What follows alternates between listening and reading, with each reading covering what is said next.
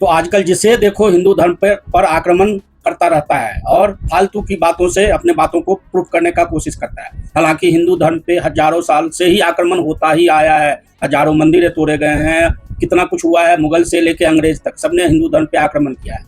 लेकिन लोगों का आजकल एक मनुस्मृति को लेकर बहुत ज्यादा है कि मनुस्मृति में ऐसा लिखा है, मनुस्मृति में ऐसा लिखा है। तो मुझे एक बात बताएं, कोई एक आदमी सर्वे करें, कोई भी एजेंसी सर्वे करे और मुझे सिर्फ इतना बता दे कि हिंदू में कितने % लोगों ने मनुस्मृति पढ़ा है। मैंने नहीं पढ़ा है और मैं गारंटी के साथ बता सकता हूं कि 98% लोगों ने मनुस्मृति पढ़ा ही नहीं है। अब पढ़ा ही नहीं है तो उसके हिसाब से कौन हिंदू आचरण करेगा। हमारे धर्म में, हिंदू धर्म में कोई एक बुक अथॉरिटी नहीं है, कोई मैनुअल नहीं है। बाकी धर्म में, इस्लाम में हो या क्रिश्चियनिटी में हो, एक ही बुक लिखा है और वही सब कुछ है, एक तरीके से मैनुअल है। लेकिन हमारे धर्म में इतने ज्यादा वेद और पुराण यदि गिनने लगेंगे और इतने शास्त्र को यदि आप गिनने लगेंगे तो उसे पढ़ने में कई जन्म लग जाएंगे।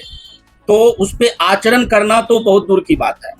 अब बात आते हैं मनुस्मृति पे। तो पहली बात कि मनुस्मृति कब का लिखा हुआ है, तो देश काल परिस्थिति नाम की भी कोई चीज होती है। आज से 500, 1000, 2000 साल पहले जो बातें लागू हो सकती थी उस समय के समाज के लिए, वो आज लागू नहीं हो सकता। और ये हमारे धर्म में स्वतंत्रता है कि हर बात मानना जरूरी नहीं है। कोई मैनुअल की तरह हम लोग नहीं बात मानते हैं।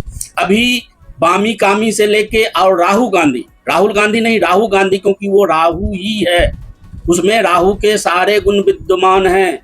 आते हैं कि इसमें श्लोक में क्या कहा गया है, कौमारे भर्ता रक्षति यौवने रक्षन्ति स्थावीरे पुत्रा न स्त्री स्वतंत्र मरहति।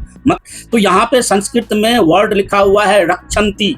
अब रक्षन्ति का कहीं भी ये मतलब नहीं होता है कि अधीन में बात किया जा रहा है। रक्षा करना और अधीनता दोनों में फर्क होता है। यदि पौराणिक हिसाब से भी देखो तो आप किसी ने नाम भी सुना है, गार्गी, मैत्रेयी, लोपमुद्रा, अपाला, घोषाल, विश्वास, इस तरीके के बहुत सारी स्त्रियां हैं जिनका योगदान रहा है धर्मशास्त्रों में। राहुल गांधी और तुम लोग बकवास करना बंद करो, आचरण करो धर्म के हिसाब से। और धर्म में चेंज होता है, जो फिक्स हो जाता है वो कोई भी चीज, पानी यदि रुक गया तो वो सड़ने लगेगा, बदबू करेगा।